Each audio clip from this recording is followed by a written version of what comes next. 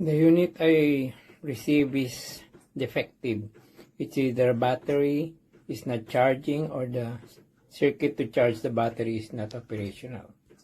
So you see it's plugged in AC power and there is light, but once you remove this,